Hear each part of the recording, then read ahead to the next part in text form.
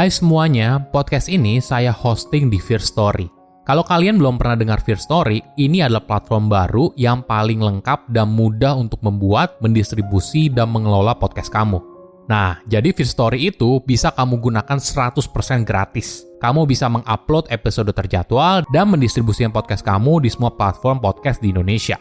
Firstory juga menyediakan customer service yang berisikan podcaster berpengalaman. Kamu bisa share podcast kamu tanpa ribet dengan F-Link yang akan mencakup semua link platform kamu dan sosial medianya. Dengan Firstory Ads, kamu bisa mengakses monetisasi yang mudah dan beneran bisa kamu cairin tanpa biaya tambahan, gak pakai repot. Jadi tunggu apa lagi? Yuk maksimalkan podcast kamu dengan platform hosting dari Firstory.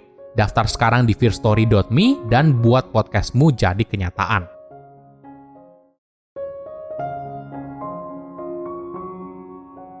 Kita seringkali salah kaprah soal bahagia. Kita berpikir untuk bahagia maka kita perlu sukses dulu. Kenyataan justru sebaliknya. Kita perlu bahagia dulu untuk sukses.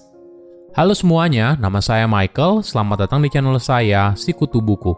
Kali ini saya akan bahas buku The Happiness Advantage karya Shawn Achor. Buku ini membahas kalau orang yang bahagia hidupnya akan lebih sukses. Sebelum kita mulai, buat kalian yang mau support channel ini agar terus berkarya, caranya gampang banget. Kalian cukup klik subscribe dan nyalakan loncengnya. Dukungan kalian membantu banget supaya kita bisa rutin posting dan bersama-sama belajar di channel ini. Kebahagiaan itu bukan soal kepercayaan kalau kita tidak perlu berubah. Justru itu merupakan sebuah kesadaran kalau kita bisa berubah. Pemahaman umum soal kebahagiaan seringkali tidak tepat. Kita seringkali menganggap ketika kita sukses, maka kita akan bahagia. Ketika kita mendapatkan pekerjaan yang kita impikan, mendapatkan promosi jabatan, turun berat badan 5 kg, maka kebahagiaan akan mengikuti. Tapi ilmu pengetahuan justru membuktikan sebaliknya. Kebahagiaan yang menciptakan kesuksesan, bukan sebaliknya. Riset menunjukkan karyawan yang bahagia merupakan karyawan yang lebih produktif, lebih kreatif, dan lebih baik dalam menyelesaikan masalah daripada rekannya yang tidak bahagia. Orang yang positif secara signifikan lebih sehat, memiliki tingkat stres yang lebih rendah, dan menikmati hubungan sosial yang lebih dalam. Saya merangkumnya menjadi 3 hal penting dari buku ini. Pertama, miskonsepsi soal kebahagiaan. Pernah nggak kamu dengar ini ketika kecil?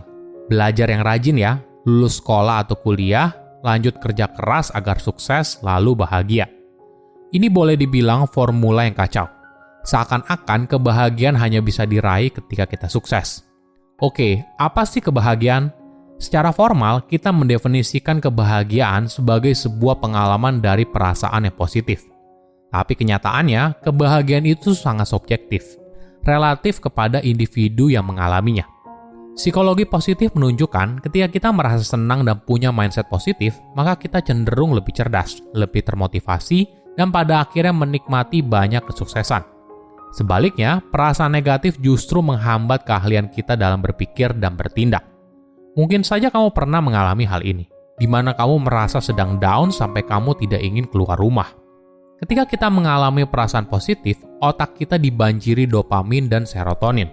Reaksi kimia yang membuat kita merasa senang dan mendorong bagian otak yang berhubungan dengan pembelajaran, dengan cara menyusun informasi baru, menyimpannya, dan lebih mudah untuk mengingatnya di lain waktu.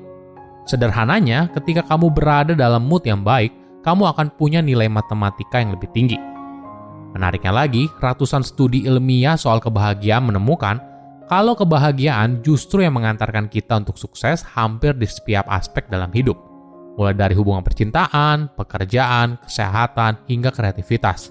Tidak aneh, banyak perusahaan besar justru mulai mengintegrasikan aspek fun atau kesenangan ke dalam kantor mereka, dengan harapan membuat karyawannya bahagia.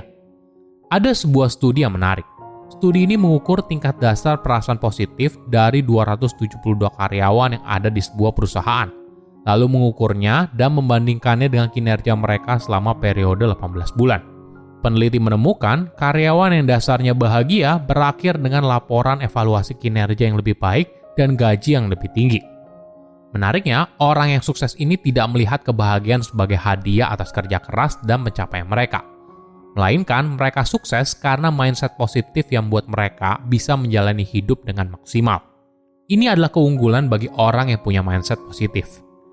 Mungkin bagi beberapa orang, mereka merasa dirinya bukanlah orang yang selalu happy. Beda dengan rekan kerjanya yang terlihat begitu ceria. Tapi kenyataannya, semua orang bisa mencapai keuntungan ini karena hanya soal perilaku dan konsistensi. Kedua, pandangan kita soal dunia mengubah segalanya. Jika kamu punya anak atau punya saudara, pasti ada masanya ketika kalian sedang bercanda hingga akhirnya anak kecilnya menangis.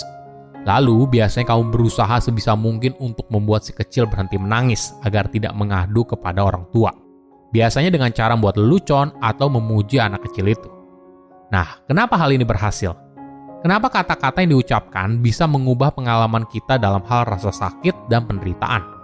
Otak kita harus memutuskan apakah harus menggunakan energinya untuk pengalaman rasa sakit, negatif, dan stres.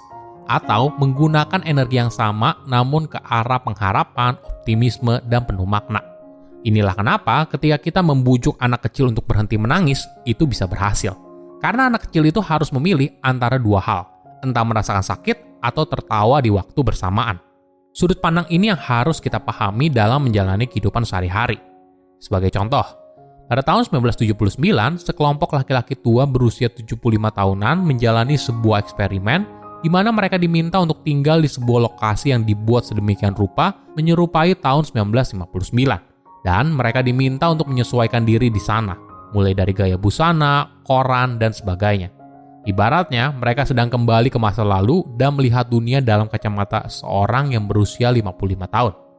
Menariknya, ketika mereka menjalani tes yang berhubungan dengan kekuatan fisik, postur tubuh, kognisi, dan ingatan jangka pendek, mayoritas peserta justru mencetak nilai yang bagus. Uniknya, dengan mengubah persepsi, maka aspek lain dalam hidup mereka meningkat. Ketiga, bahagia itu manfaatnya bukan cuma untuk diri sendiri. Oke, bagaimana caranya untuk jadi orang yang lebih positif? Pertama, memahami kalau otak kita menggunakan pola untuk melihat dunia. Contohnya sebuah studi yang dilakukan oleh Universitas Harvard, di mana si peneliti membayar 27 orang untuk bermain Tetris selama beberapa jam sehari, selama 3 hari berturut-turut. Setelah beberapa hari, para responden mulai merasakan ada perubahan. Misalnya, mereka membetulkan posisi kotak sereal yang miring di supermarket hingga menjadi garis lurus, dan bahkan membayangkan untuk membalik bangunan agar lebih pas di jalan. Obsesi ini dikenal sebagai The Tetris Effect. Efek ini muncul dengan dua variasi yang berbeda. Pertama, Negative Tetris Effect, di mana otak kamu terjebak dalam sebuah pola yang menghambat kamu untuk sukses. Misalnya jika kamu bekerja sebagai auditor, mungkin saja kamu punya kecenderungan untuk melihat kekurangan dari orang lain. Sedangkan yang kedua adalah Positive Tetris Effect, di mana otak kamu terlatih untuk melihat peluang yang bisa meningkatkan kesuksesan. Nah, cobalah untuk terus mencari pengalaman yang positif. Mungkin salah satu latihannya adalah dengan secara rutin menuliskan 3 hal baik yang terjadi di hari itu. Isinya bisa apa saja, yang penting positif. Tidak perlu hal besar, yang penting harus spesifik. Misalnya, bisa saja soal lelucon yang kamu berikan untuk menghibur temanmu yang lagi sedih, dipuji oleh atasan, dan sebagainya. Yang paling penting, kamu perlu melakukan ini secara konsisten agar efektif. Jika kamu bisa membuat hal ini menjadi sebuah kebiasaan, maka kamu akan secara terus-menerus terbiasa untuk mencari pengalaman positif, yang pada akhirnya bisa meningkatkan kualitas harimu. Nah, menariknya, orang yang bahagia itu punya kekuatan untuk membaginya kepada dunia. Ibaratnya kamu seperti sebuah lilin dengan api yang menyala. Api yang kamu miliki bisa kamu bagikan ke orang lain, misalnya bisa ke keluarga kamu, teman kamu, rekan kerja, hingga lingkungan sekitarmu. Perubahan kecil ini apabila dijalankan terus-menerus bisa membuat dampak yang signifikan atau bahkan mengubah hidup seseorang. Silahkan komen di kolom komentar pelajaran apa yang kalian dapat ketika baca buku ini. Selain itu, komen juga mau buku apa lagi yang saya review di video berikutnya. Saya undur diri, jangan lupa subscribe channel YouTube Sikutu Buku. Bye-bye.